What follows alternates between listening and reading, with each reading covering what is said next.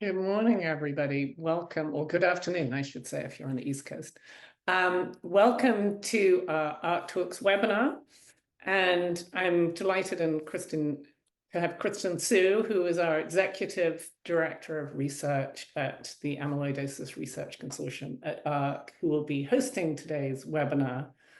And Kristen, do you want to maybe pull up the slides?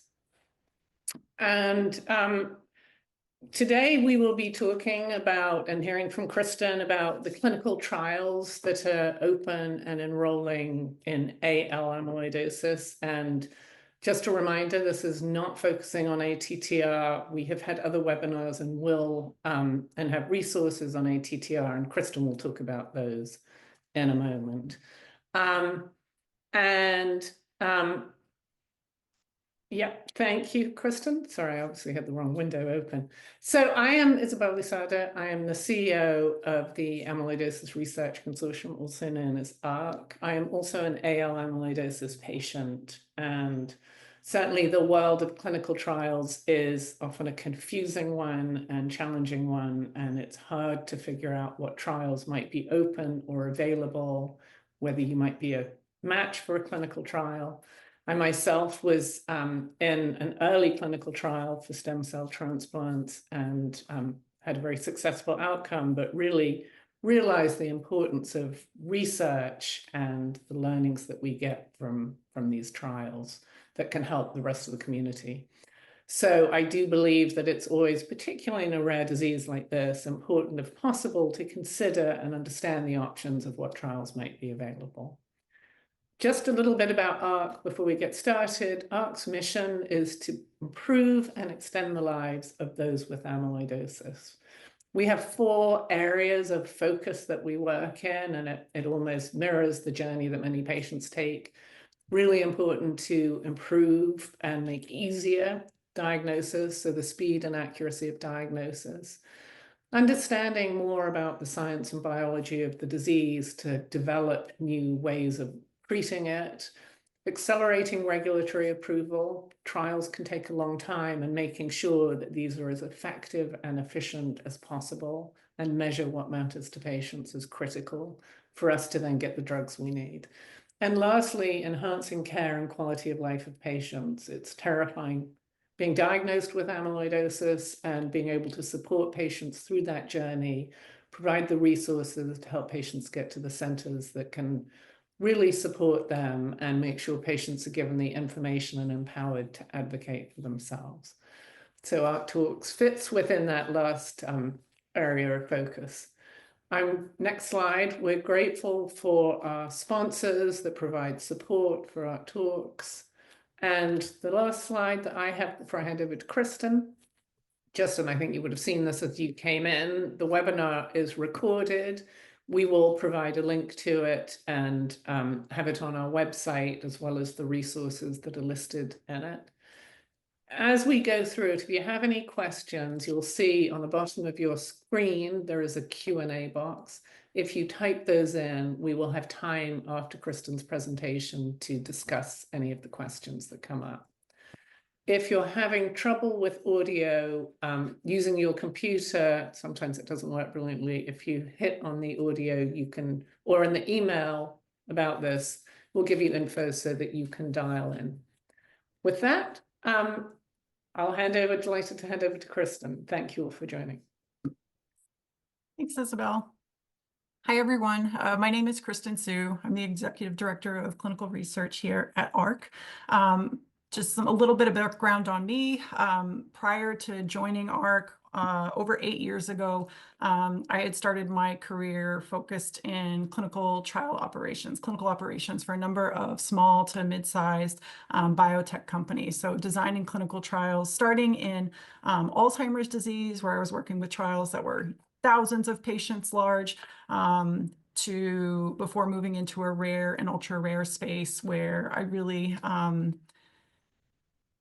kind of fell in love with working on trials in rare disease populations, where you really are compelled to learn from patients exactly what they're going through, understand how the disease affects them, how it impacts them, what are the aspects that are most important to them in order to design trials that are going to be most effective for them and most impactful. And so that's what brings me here today. I'm excited to share some of the updates on the clinical trials that are currently recruiting in AL amyloidosis, ones that we'll be reading out shortly, and then some trials that are planned in the future. And so as part of this, I'll go over what causes AL amyloidosis and the different treatment mechanisms to a degree, but most of the discussion is going to focus around the trials themselves. So if you are newly diagnosed and just starting to learn about the disease, this might be a lot to take on, starting with some of the resources on our website, our disease booklets available online. We can ship them to you is probably the first step if you're a newly diagnosed patient. But I'm going to do my best to cover as much as I can as part of this. As Isabel mentioned, this is being recorded. We'll make this available on our website. Feel free to take screenshots, share anything you like with your doctor, ask questions, ask for more information, but they will be available after this in order for you to grab them there. So. As Isabel mentioned, this is focused on AL amyloidosis today. If you have TTR amyloidosis, we did a similar presentation back in January that is available on our website for replay. We'll also be planning to repeat it over the summer to keep everybody up to date with the most updated information as we go. So today we're going to cover AL amyloidosis only, but if you're here for TTR, please feel free to refer back to some of the materials on our website. You're also free to stick around, but we will just cover AL. Now, before we dive directly into trials, I want to take just a few brief minutes to discuss what clinical trials are and some of the key pieces of information that people should take into account when they're considering whether to participate. Now, in order to define a clinical trial, we'll start with a clinical study. So a clinical study is a research study that involves human volunteers or participants that is intended to add to medical knowledge. There are two different types of studies: interventional studies, which are called clinical trials, or observational studies. And so clinical trials, interventional studies, evaluate whether some type of medical strategy, drug, treatment, or device is safe and effective for patients. And so they involve the administration of one of these things as part of the study. Observational studies can look at different aspects of care. There could also be studies that look at different aspects of care, like improving quality of life. There are also observational studies where you look to learn from patients and different groups of patients to understand what their outcomes look like over time, but they don't involve administering some type of intervention or treatment. Now, clinical trials are classified into different stages called phases. So phase 1 is typically where drug sponsors are determining what a safe dose is to administer in larger groups of patients. So these involve small numbers of patients or volunteers, and it's looking to determine a safe dose and how the new treatment might affect the body. So how it moves around the body, how it breaks down in the body, how it might impact other biomarkers within your body. Phase 2 is where you'll move into slightly larger numbers of patients. It's where you're gathering preliminary data on whether the new treatment works in people, whether it has the intended effect in the patients with the disease or condition that you intend to study, and you're continuing to collect and evaluate safety. Phase 3 is within your larger groups of patients, and this is where you're really confirming how well a treatment works, monitoring for side effects, and comparing the new treatment with either the current standard of care or a placebo or a control arm in a randomized controlled study. And so this is the last phase, typically before a drug gets approved by a regulatory authority. And then phase 4 is where we look at studies that are typically done post-regulatory approval, usually at the requirement of a regulatory body to gather more information on a drug or a treatment once it's in larger groups of patients. It's important to note that there is no single or linear roadmap to developing a new drug. So just as some drugs might need multiple trials within each phase, it's also possible to combine some of these phases within a single trial. This is especially true in rare disease where there are so few patients. And so there's very rarely the case where it's a phase 1, 2, phase 3, and then approval. It often involves moving back and forth and potentially combining different phases. And so what's involved with a trial? Most studies are interventional clinical trials and therefore require the administration of a study drug or treatment and a series of visits to specialized trained centers or sites for tests to monitor the effects of the drug. Some studies allow for some of the tests and visits to be carried out at home health visits with trained nurses, but the majority will require that participants visit a study site. Now, depending on the size of the study, there might only be 1 or 2 centers across the US, or there could be many. We'll go through both scenarios later today. And so in order to participate in a trial, participants might need to travel to a center different than the one that they receive their regular care at in order to participate. So when considering participating in a trial, you really need to consider how easy or difficult it might be for you to travel to a center and to do so repeatedly over the course of the study. Now, this is a very normal and common occurrence and something that doctors and care teams work closely to coordinate. And so where I'm located in Boston myself, as an example, it's very typical for patients all over the Northeast to travel to Boston to participate in clinical trials. But continue to see their regular doctor and care team near their home as they normally would.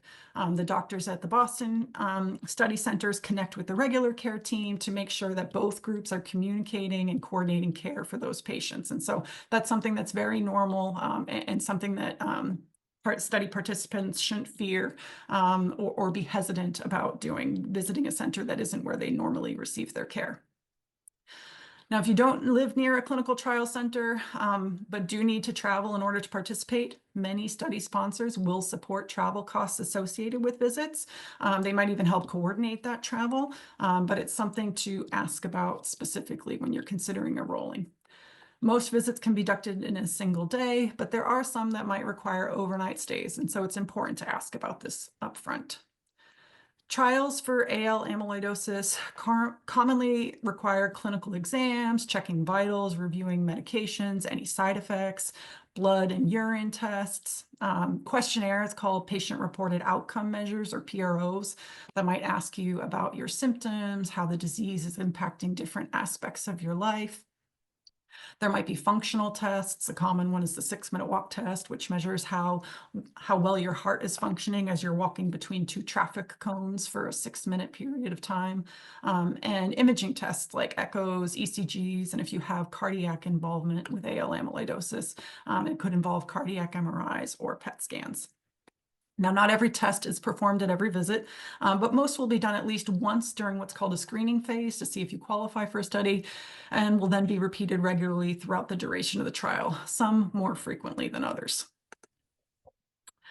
Now, whether or not to participate in a trial is a very personal decision and one that you should consider carefully with your doctor as well as with your family and your trusted loved ones. There are a number of different possible benefits to participating in trials, including, I think most importantly, the opportunity to be treated with an investigational drug that might not be available anywhere else.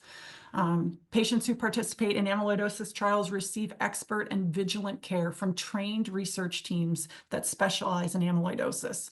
And so in most cases, participants will be seen for clinical trial monitoring more frequently than they would otherwise, which can be a tremendous benefit and comfort to those who participate. Visiting these expert centers throughout clinical trials offers an amazing opportunity to learn more about your disease, how to manage it, particularly if you aren't able to see experts as part of your regular care, given where you're located or which centers you have access to. Furthermore, participating in research, some patients do benefit from a tremendous sense that they're helping others understand their disease, that they're helping scientists understand the disease, helping them advance treatments, and potentially helping to discover ways to prevent it in the future. And so all potential benefits of participating in trials. With that said, there are also potential risks that come with participating in clinical trials and something that need to be considered as well. As I mentioned, it requires visiting clinical trial centers repeatedly over the course of the study. And so it's a pretty large time commitment, and it might be inconvenient with the time, the effort that it takes to get to each visit. Particularly if you're somebody who's working, it's something to consider how that schedule fits into your home life as well as into your work professional life. There may be risks associated not just with taking the study drug, but also potentially risks that are known as well as those that are unknown with the new drug, and then risks that are associated with the study procedures themselves. If the trial involves an experimental or an investigational drug, one, you might not receive that treatment. And then two, if you do receive it, there might not be any benefit to it. It might not work. And so that's two pieces to think about in terms of what benefit you're hoping to get from that. You might not receive the active treatment, and it might not work even if you do get it. And then lastly, one thing I want to highlight, so the different benefits and risks of each trial will be explained to participants as they're considering enrolling in the trial. This is done through a process called informed consent, where all of this for a specific study will be laid out to potential participants. And so if you find yourself in the process of recruiting for clinical trials, please make sure that you're taking that time to ask questions to the study team, and that you're asking whatever information you need in order to make the best decision for yourself. Okay, so for the remainder of my time, I'm going to talk through some of the key interventional trials going on in AL amyloidosis. I'm not going to review every clinical trial, but I'm going to focus on the ones that are recruiting for trials and novel therapies for AL. Now, to understand clinical trials for AL amyloidosis, we have to understand how to first treat AL amyloidosis. So I'm going to quickly review how the disease works. So AL amyloidosis starts in the bone marrow, which is the specialized tissue in the hollow center of the bones where blood cells are produced. One of the blood cell types, white blood cells or plasma cells, produce what are called immunoglobulins, also known as antibodies, that target and neutralize bacteria and viruses. We all produce antibodies. They're made up of two kinds of protein chains, heavy chains and light chains. And within the light chain category, there are two types of light chains known as lambda or kappa light chains. Now, for patients who have AL amyloidosis, these individuals have abnormal plasma cells that produce an excess of one of the types of light chains, either kappa or lambda, not both, but one or the other. These excess-free light chains actually then go on to misfold and form what are called amyloid fibrils. While normal light chains are excreted by the kidneys, these abnormal or misfolded proteins can't be excreted, which causes them to build up in the blood. So these fibrils start building up in the blood, and then they'll circulate in the bloodstream and deposit on various organs, which cause damage. In AL amyloidosis, it's most commonly the heart and the kidneys. It can also involve peripheral nerve, the GI tract, liver, as well. And so this is how the disease works. How do you actually treat AL amyloidosis? And so treating AL amyloidosis can be likened to treating, or I would say emptying a clogged bathtub. And so we're going to liken free light chain production and amyloid fibril production to a faucet that's dripping, and amyloid deposition to a clogged bathtub. So you can see in a normal scenario, you would start with an empty bathtub that over time fills up with water or light chains. So this is a faucet that is dripping out amyloid fibrils that accumulate and deposit throughout the body. And to fix or treat the bathtub, there are a few things you could do. You could turn down or turn off the faucet, which is going to slow down or stop the production of the light chains. When the rate of free light chain production is slowed or stopped, when you're slowing down the water dripping, amyloid buildup declines or halts, and then organ function stabilizes. So the level of water kind of stays the same.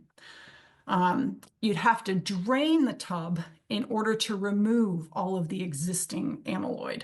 And so in an ideal scenario, what you're doing is turning off both the faucet and draining the unclogging the tub in order to prevent, so turning off the faucet will stop you from producing future amyloid, but then you also want to unclog the tub in order to get rid of all the amyloid fibrils that have been accumulating over time.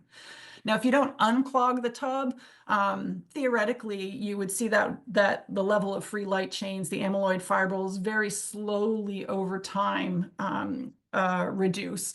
But the most effective thing to do would be to unclog the tub as well. And so let's come back to this slide now and bring this back to what treating AL amyloidosis looks like. Many of the therapies that are currently used or being studied for AL amyloidosis aim to suppress or eliminate the abnormal plasma cells in the bone marrow and the free light chains they produce. So remember, the patients with AL amyloidosis have abnormal plasma cells that produce too much free light chains that go on to misfold. And so plasma cell directed therapies are ones that aim to actually get rid of those abnormal plasma cells so they can't create those free light chains that go on to misfold. And so we'll start with the different types of anti-plasma cell directed therapies.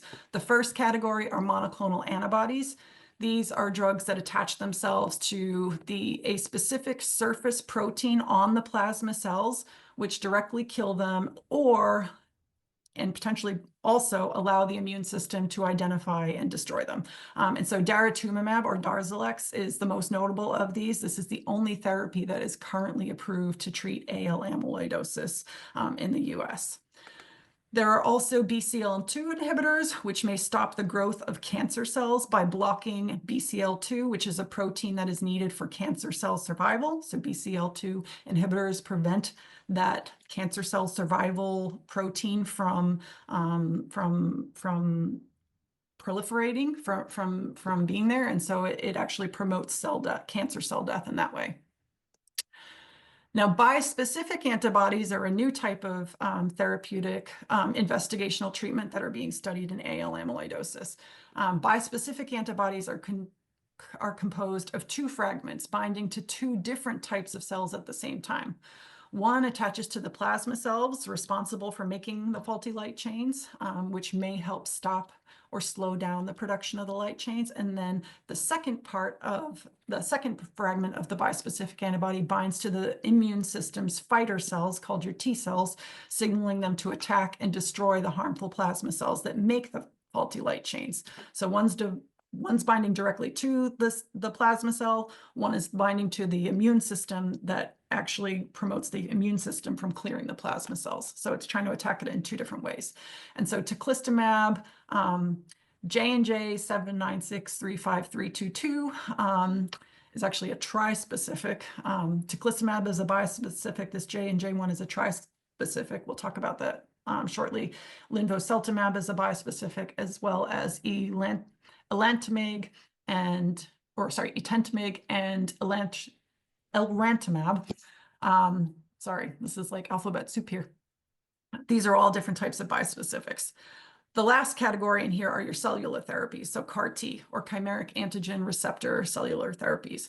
And so this CAR-T is a type of cellular therapy in which a patient's T cells, so again, this is your immune system fighter cells, are changed in a lab so that they actually attack cancer cells, in this case, the plasma cells. Doctors first collect T cells from a patient's blood. They modify the cells by giving them a GPS signal, if you will, that helps them find and attack the plasma cells, then grow these T cells in large numbers and put them back into the patient's bodies. We'll talk about this approach when we get to the trial that's recruiting for CAR-T. The next class, so these first ones are all ones that attack the plasma cell directly. The next group of drugs that are currently under development are what are called light chain stabilizers. So this is a new treatment approach in AL amyloidosis that is designed to prevent the abnormal folding of light chains. So the ones over here on the left, we're attacking the plasma cell. The ones over here on the middle of the sun the middle of the slide, these ones are actually attaching the light chains themselves and working to stabilizing them, preventing them from misfolding so that they keep in their correct shape. They don't form into those toxic amyloid fibrils, and then they never deposit on the different organs in the body. And then the last group of drugs or treatments that are currently under investigation are known as antifibril agents. So these attach to the amyloid fibrils that have formed and deposited on organs, so in heart and kidneys, and either break the fibrils apart directly or mark them for removal by the immune system. So these are going to be your drugs that actually work to unclog the tub. So plasma cell-directed therapies work to turn off the faucet. Light chain stabilizers also help with turning off the faucet. Antifibril agents are designed to unclog the tub. Okay, so that's how AL amyloidosis treatment approaches work. This next slide is one that we're going to come back to a few times, and this is what we're going to use to kind of guide which trials we review that are going on in the AL amyloidosis space. And so right now, this slide shows all the trials that are looking at different investigational treatments that are being studied for AL amyloidosis. And so you can see where each drug is in the development for the treatment of AL amyloidosis here on the right, whether it's preclinical, phase 1, phase 2, phase 3, commercial. We're going to start by reviewing the trials that are currently recruiting today for AL amyloidosis, and these are the ones that are highlighted in red. So 4 trials to start with.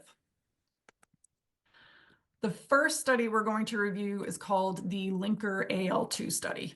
And so this is a 2-part study of linvoseltamab, which is a bispecific antibody in patients with relapsed refractory AL amyloidosis. So patients that have failed, that have AL amyloidosis, that has either returned or have failed other therapies and need to be treated again. And so how do we define who those patients are?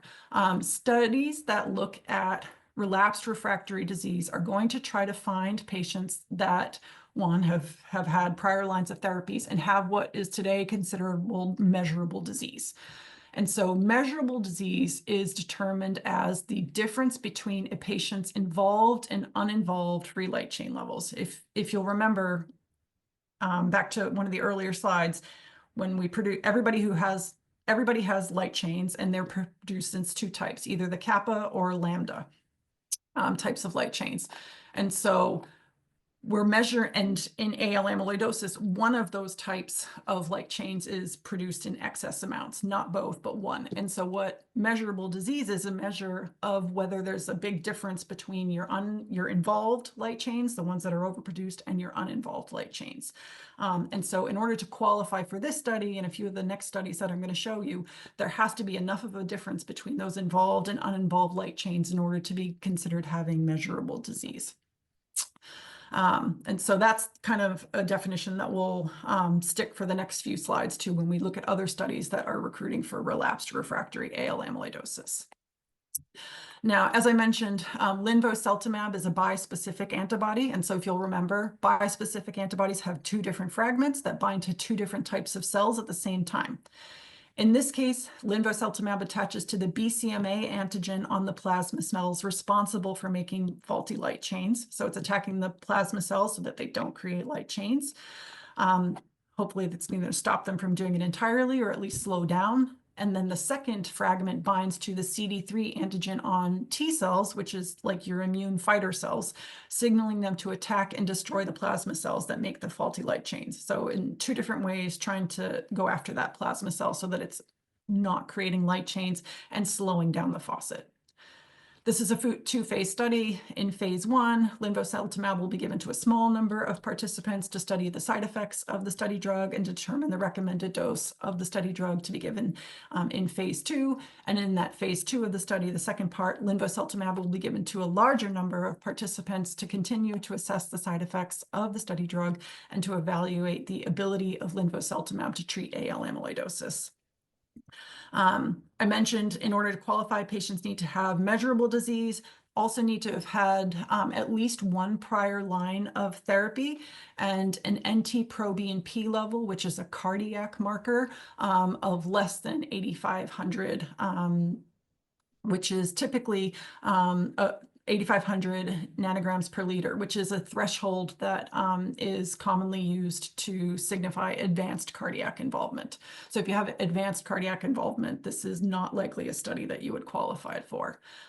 All patients will receive linvoseltamab as part of this study. It's about 220 patients, and the study is expected to last about 3 years. It's currently enrolling in 15 different centers globally, including in the US, Spain, UK, and Korea. And we've got 4 centers that are currently enrolling in the US as of yesterday. City of Hope in Duarte, California, Carmanos Cancer Institute in Michigan, Detroit, Michigan, Roswell Park Comprehensive Cancer Center at Buffalo, New York, as well as MD Anderson in Houston. The next study we'll review is for ENTENTAMIG, which has been previously known as ABBV-383, another BCMA CD3 bispecific antibody. So works in a similar way to linvoseltamab did on the prior slide. This is a phase 1 study evaluating the safety and activity of ENTENTAMIG in patients who also have relapsed refractory AL amyloidosis. So those where the AL amyloidosis has returned, or patients who have failed other therapies and need to be treated again. It's another BCMA CD3 bispecific antibody. It binds to the BCMA on the plasma cells, attacking them directly, and then also binds to CD3 on your T cells, your immune fighter cells, working to signal your immune system to destroy the plasma cells in that way as well. This study is going to measure the highest safe and recommended dose of ENTENTAMIG as a monotherapy or a single treatment in patients, as well as get some preliminary assessment on how it impacts patients in the body as well. It's broken into 2 parts: a dose escalation and safety expansion phase with 5 different arms. During the dose escalation phase, which is the first 3 arms of groups to participate, participants will receive 1 of 3 doses of ENTENTAMIG to determine the doses that move into part 2. After the dose escalation portion of the study is complete, the safety expansion, which is part 2, portion of the study will begin. And in that portion of the study, 2 arms of patients, so 2 groups of patients, will receive 1 of 2 different doses as determined from that initial part 1 of the study.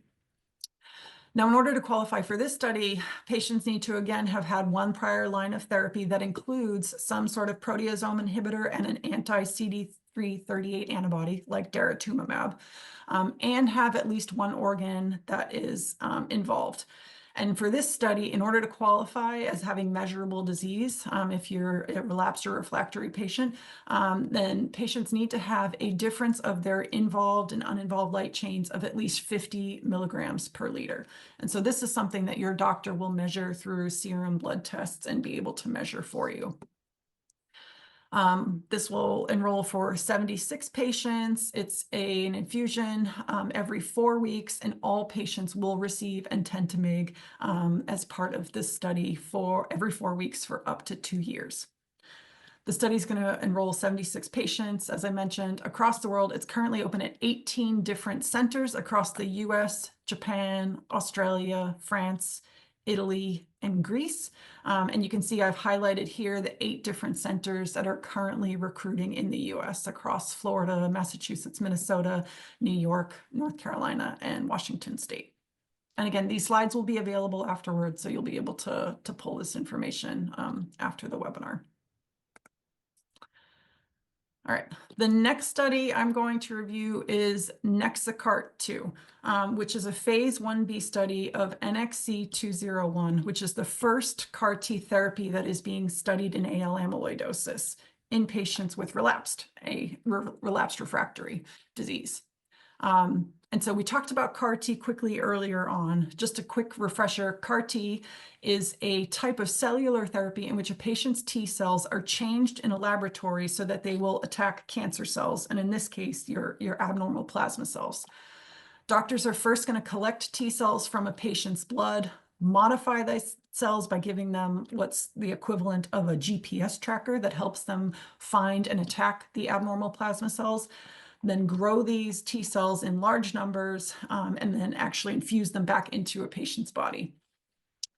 The study is going to recruit for 40 patients who have been previously treated for AL amyloidosis with the goal of evaluating the safety of NXC-201, this CAR T therapy, in patients with AL and determining the dose for a subsequent phase 2 studies. All patients who enroll in this study will receive NXC-2001, the CAR T therapy, which is administered as a single infusion, a one-time infusion following leukapheresis and lymphodepletion. Now, leukapheresis is the process where your white blood cells are collected so patients are connected to a machine that separates the white blood cells from the rest of the blood. Those cells are then shipped off to a laboratory, given that GPS tracker signal, and then in lymphodepletion,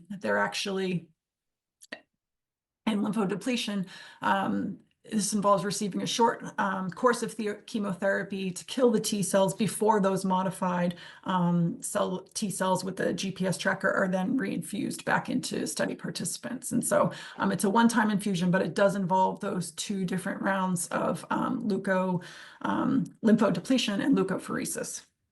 And so this study is going to last about 2 years initially, with long-term follow-up planned from those who participate. It's currently recruiting at 4 centers across the U.S. So Sutter Health in Sacramento, Karmanos Cancer in Detroit, Memorial Sloan Kettering Cancer Center in New York City, and Cleveland Clinic in Ohio. Which brings me to the last study that we're going to review that is currently recruiting. This is a study that is recruiting for newly diagnosed AL amyloid patients. So the prior 3 were all looking at relapsed refractory. This is a study that's looking to enroll patients with newly diagnosed, previously untreated AL amyloidosis. It's a large phase 3 study evaluating bertamimab, which is an antifibril antibody, so one that's actually going to theoretically unclog the tub in newly diagnosed AL patients who have Mayo stage 4, which is one of the stages a prognostic stage that patients get at the time of their diagnosis. To qualify as having Mayo stage 4, patients have to have elevated NT-proBNP and troponin T, which are two different cardio markers that are commonly measured, as well as differential free light chains levels that meet a certain level. And so, as I mentioned, bertamimab, it's an antifibril antibody. It's going to unclog the tub. It's designed to target and clear the existing amyloid in patients who have AL. The goal of this study is to measure the efficacy and safety of bertamimab plus chemotherapy in adult patients with AL, specifically measuring whether treatment with bertamimab reduces the risk of death. The study is recruiting for 220 patients who are treatment naive, so have had no prior or current therapy, across 26 different centers in the US and additional centers globally. Bertamimab is administered as an IV infusion every 4 weeks, along with chemotherapy. And in this study, patients who are enrolled have a 2 out of 3 chance of being assigned to bertamimab, so a 66.6667% chance of getting bertamimab, and a 1 out of 3 chance, or 33% chance, of receiving placebo plus chemotherapy. So everybody who enrolls will receive standard of care chemotherapy, but 2/3 of the patients will receive bertamimab plus chemotherapy. It's a double-blind study, which means that neither patients nor study doctors will know which patients receive bertamimab. That's something that won't be known until the end of the study. And it's an event-driven study, meaning that the study will complete after a certain number of events have occurred in the whole population of study participants. And so this is something that we can project based off of what we know about the disease progression to date and the normal rate of events that a certain population of patients would have over time. And so The study, as I mentioned, it's enrolling 220 patients. It's nearing the end of that enrollment period. It's currently open at 23 different countries, and we've got 26 different centers across the US that are recruiting. Okay. So those are the 4 different studies that I want to highlight that are currently recruiting today, involving investigative treatments that are being sponsored by drug developers. It's not every trial. I've got a slide at the end that will show you more. But those are the 4 that are looking at novel therapies that are being studied by drug companies currently and are recruiting. This slide is now highlighting 3 different studies, which are studies that have milestones, data reading out over this year in 2025 that are important to keep an eye on and just be aware of. So the AFFIRM-AL study, the one that I just mentioned, is still recruiting. It's also nearing the end of its recruitment period. And as I mentioned, that's a study that is event-driven, meaning it will end once a certain number of events have taken place. And so this is a drug that's being developed by Prothena Biosciences, and they have indicated that they expect to have data to share with the community by the end of second quarter 2025, so within the next couple of months. And so we'll know whether this phase 3 study was positive or negative, and Prothena will then need to determine, based off of those results, how they proceed moving forward. And so this is something that is obviously something that's important to keep an eye on, the results of these antiviral therapies. The next one highlighted is for anselamimab, which is being developed by Alexion and AstraZeneca. And this is another antifibril agent. So again, designed to unclog the tub, to target and remove those amyloid fibrils that are deposited in the organs. And so they've got 2 different studies that are currently ongoing. Recruitment is complete, but those studies are currently ongoing, collecting data. One looking at Mayo Stage 3A AL amyloidosis patients, and one looking at Mayo Stage 3B AL amyloidosis patients. And the difference just has to do with how high patients' NT-proBNP, their cardiac biomarkers, are. These studies, the first study is estimated to complete in April of 2025, and the second study is estimated to complete in May of 2025. And so we don't know exactly when these results will be available. Having worked at companies, it can take quite a bit of time to actually go through the data. And so I'm estimating that the results will probably be shared over the summer timeframe. And so that's, again, something that is going to be important to keep an eye on, to see, one, if the studies are positive, if both are positive, how they read out, and then to understand what Alexion and AstraZeneca's plans are moving forward with that product. And then the third one I'll highlight is AT02.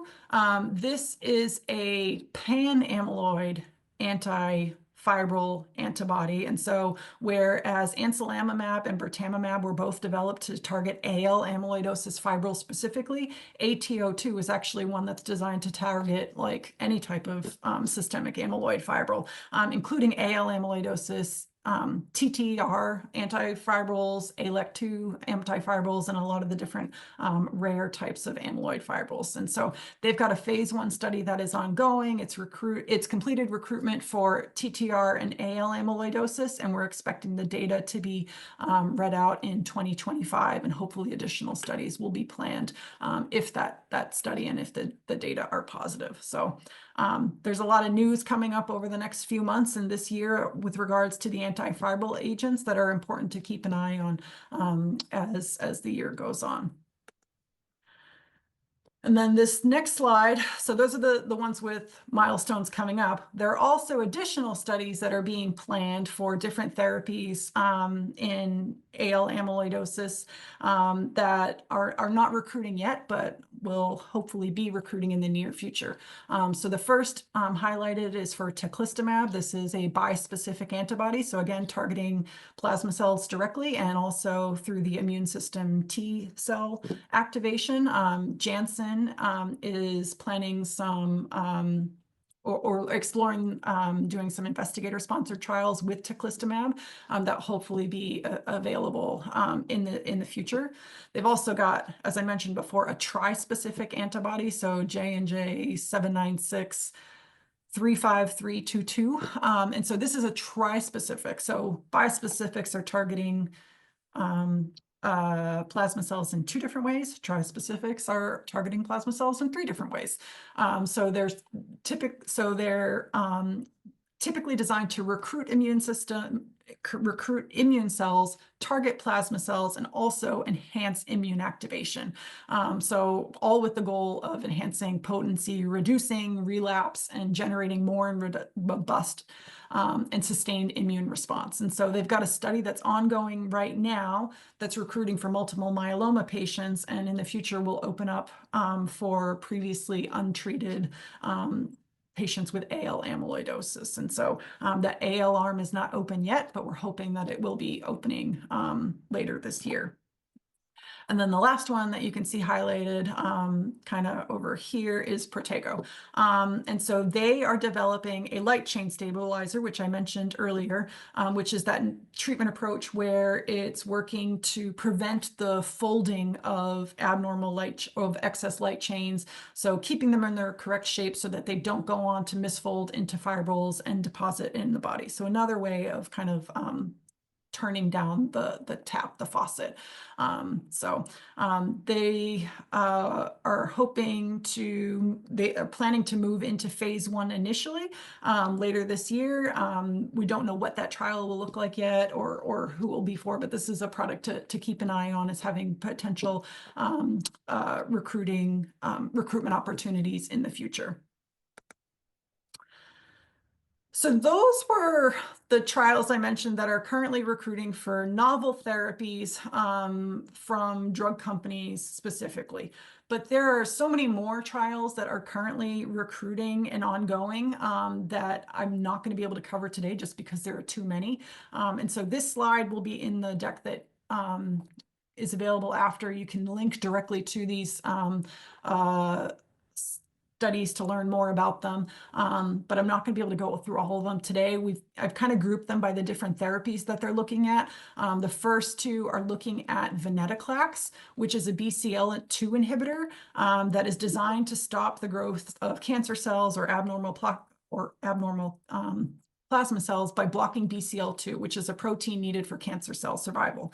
So trials with venetoclax are recruiting patients with a specific abnormal genetic change called translocation factor 1114 or T1114. It's relevant for venetoclax treatment because having this translocation factor 1114 results in overexpression of BCL2, which venetoclax then targets to induce cancer cells. So patients who have T1114 are the ones that are most likely to benefit from treatment with venetoclax. There are also a number of different investigator-led trials looking at different treatment regimens for daratumumab, including maintenance therapy, which is a question that we get a lot, whether patients should continue taking daratumumab after they've gotten a response. There are also some trials with other monoclonal antibodies that we hadn't discussed today, including belantamab and then bispecifics like elrantamab. And then lastly, there are some imaging trials looking to validate whether their PET radio tracers like florbetaben or evuzametide are able to diagnose cardiac AL amyloidosis or other types of cardiac amyloidosis for evuzametide. And so I've got some slides on both of these trials in the deck that I'm not going to spend time now going over just so that we have time to get through the questions, but I've kind of outlined what each of these are. Evuzametide is a pan-amyloid imaging agent looking to detect amyloid in the heart or other organs. And so this is, again, a test looking to diagnose patients. And so if you're somebody with suspected cardiac AL involvement, this might be something that would be relevant and of interest to you. They're currently enrolling in one center today at Brigham Women's in Boston, but they've got 12 additional centers opening in the next few weeks, and then 5 to 8 more centers expected to open before the trial completes enrollment by the end of 2025. Cardiac is a study looking at florbetapen to see whether florbetapen might be a good marker to a diagnostic agent to diagnose cardiac AL amyloidosis. And so this study is currently recruiting, although nearing the end of their recruitment period. And again, it's looking to see whether it can be used to diagnose cardiac amyloidosis in patients who have suspected cardiac AL. So again, if you're somebody who hasn't been formally diagnosed yet, uncertain organ involvement, this might be something that you're interested in. It's enrolling 200 patients across the world at 14 different centers, and there are currently 2 centers open in the US, one in Pittsburgh and one in Kansas City, Missouri. And so I just want to close with how to find clinical trials. If this is something that's of interest to you, and you're not sure what are the different ways to find trials, to stay informed, there are a number of different ways you can do that. Clinicaltrials.gov is a publicly available and federally mandated national database of clinical trials in the US. This is something that anybody can go on and search for trials based off of a disease type for a specific drug. The one thing I'll say is that it can be a challenging database to use, and the language is very technical and scientific in it. The search functionality, I'll be totally transparent and say I sometimes search for trials and have a hard time finding even when I know exactly what trial I'm looking for. And so if you ever have any questions about it, please feel free to contact us. Can also ask your healthcare providers about new trials that you might be eligible for, that they're aware of. Staying connected with groups like ARC or the Amyloidosis Support Group is another great way to stay involved and informed of the different trials that are recruiting. We'll send out notifications as we're made aware of new trials opening, as will ASG. And commonly, we'll cover these as part of webinars and different meetings. And then the last thing I'll highlight is My Amyloidosis Pathfinder. So I mentioned that clinicaltrials.gov can be really hard to find trials. When you're searching for amyloidosis trials, you're going to very easily come up with all the trials that are looking at Alzheimer's, for example, because it's got amyloid in the name. And so we've developed My Amyloidosis Pathfinder, or MAP, to help patients with amyloidosis get connected to treatment centers and trials specific to their type of amyloidosis and symptoms. And so this is an easy-to-use online tool. You can, and maybe, Isabel, if you can, maybe we can drop the link to MAP in the chat while I just finish this up. Patients and caregivers, it's free to use. Anybody can sign up, create a profile. Patients and caregivers will be asked to answer a few short questions about the type of amyloidosis that the patient is experiencing. Once the profile is completed, you'll be able to find and compare different amyloidosis treatment centers that suit your individual needs, and you'll also get matched to trials that you might qualify for based off of the profile that you completed.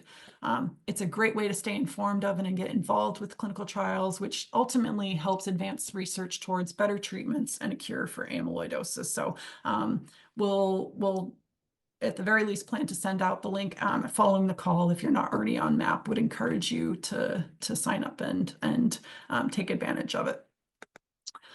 And that's it for now. Thank you. I know that was a lot to go through.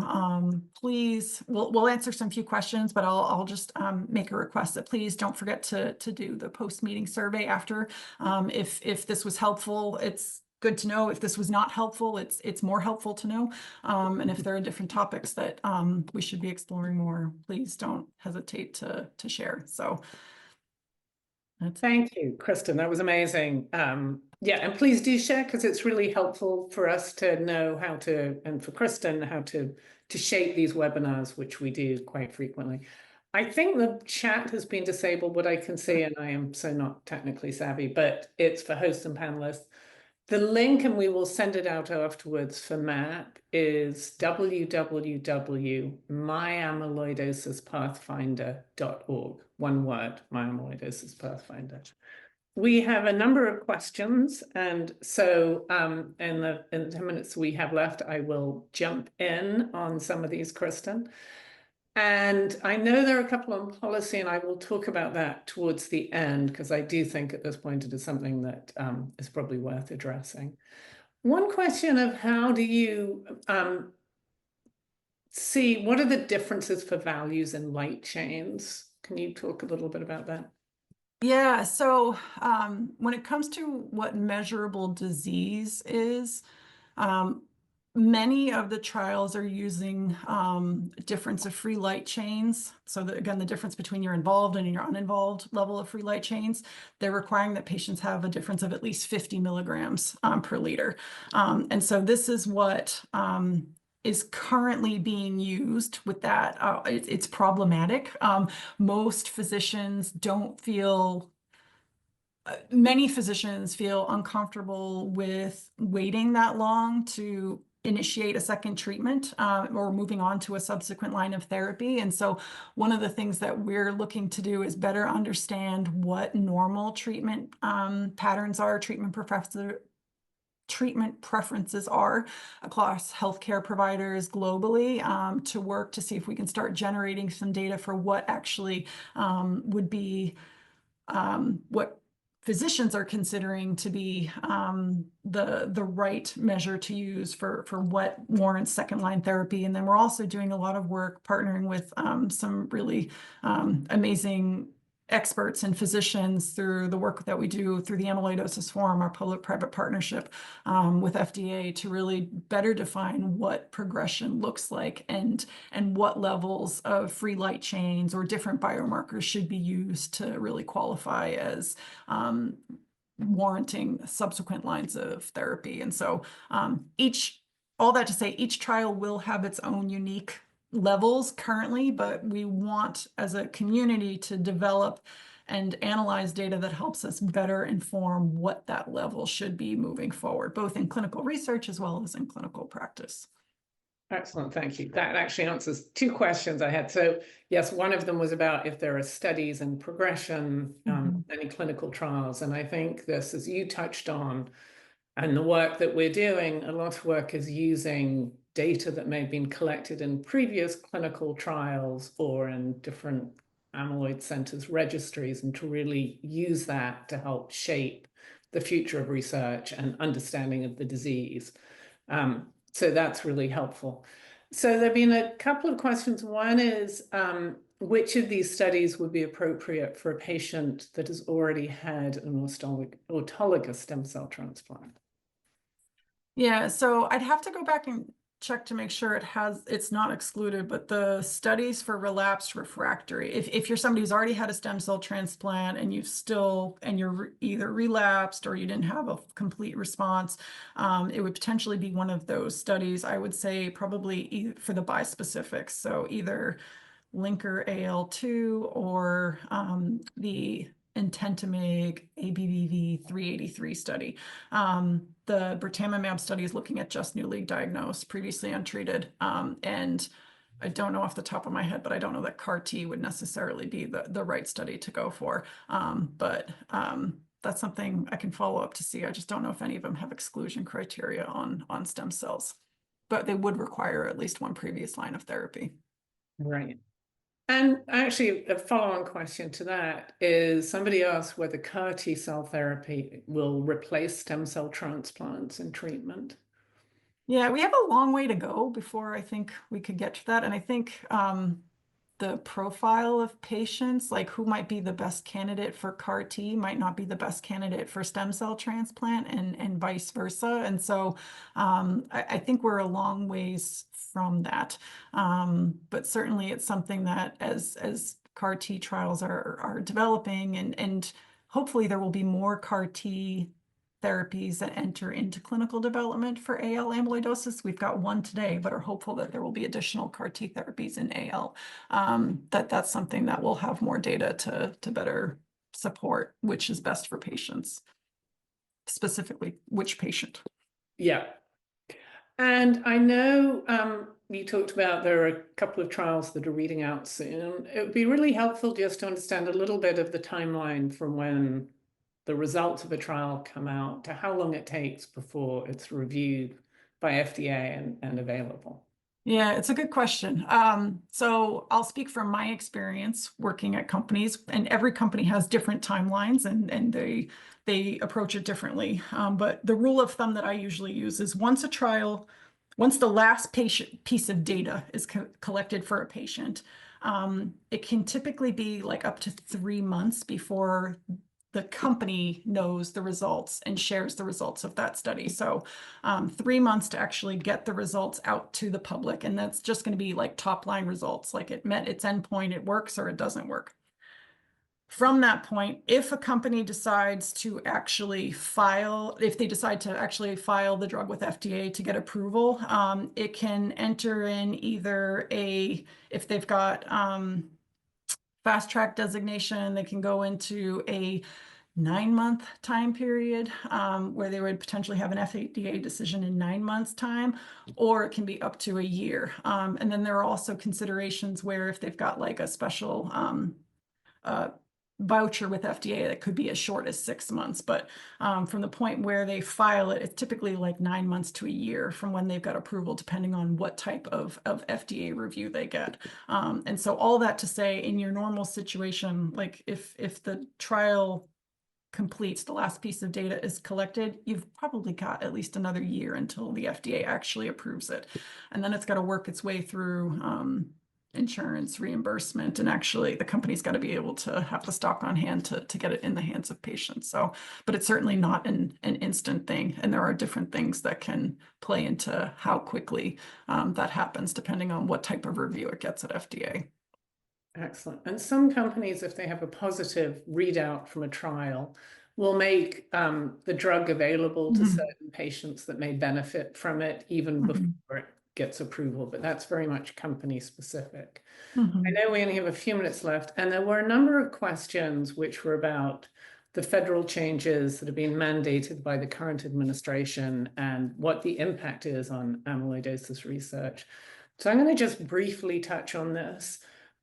It's definitely of great concern to us.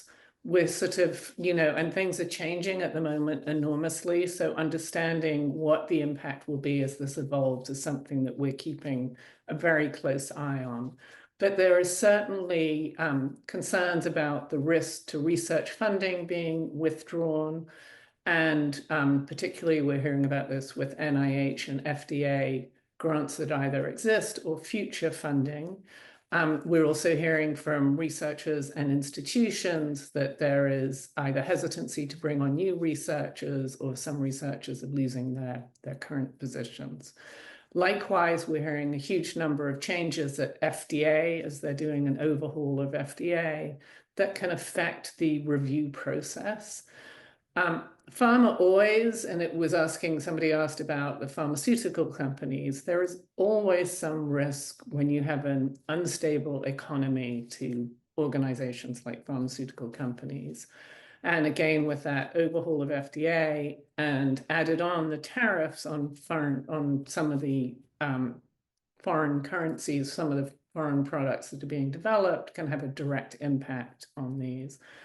What I would say is that we are keeping a very close eye on it. We work very closely and coordinate with other organizations to make sure that we are advocating as a rare disease, as a health community, as well as individually as an amyloidosis organization.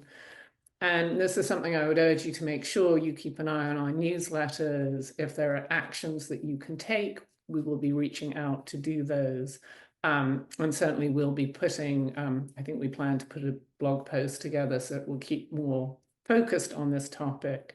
It is something also to, our biggest concern is we want to keep research moving. It is really exciting to see this increase in the pipeline in AL amyloidosis that we've, for a number of years, it's been less companies that are focused on this. So to see this growth, and we have a lot of conversations with companies that are thinking of entering this space, but we also need to keep that research moving forward. So it is somewhere where often at times like these, the role of philanthropists and organizations like ARC can really step in and bridge the gap. we're going to be launching this year an innovation fund, and that's something if anybody is interested in learning more about, I would happily love to discuss that with them. Likewise, just we're happy to keep informed, and I certainly think at the moment we don't yet know where everything will end up and settle down, and so not to be overly concerned because I think it is still evolving. And so we are at time. I know a number of people did not get their questions answered, and particularly those that were more around their personal situations. We have qualified staff on our support line who are able to connect with you and either connect you to Kristen or will be able to answer your questions. So please feel free to reach out directly to them. And we will send any of the references that we had, and the slides will be available, and we'll send links out to those in the recording of the webinar. I do just want to Yeah. make one. So I saw one of the questions come in and helps me answer it. So for the CAR T study that is ongoing, you are able to participate if you've had prior stem cell transplants. So somebody kindly dropped that into one of the Q&A. Oh, excellent. So I want to make sure I get that there. So thank you to that. Perfect. Excellent. Thank you so much. Yes, and Kristen, again, thank you for running a marathon to get through this, which is fantastic news because it does mean we have good research going on. So thank you. I know it's a very complex subject. Please feel free if there's anything that you would like explained in another way or to hear more about, to reach out to us. We're here to help. Thanks. Thank you. Take care. Bye-bye. Bye.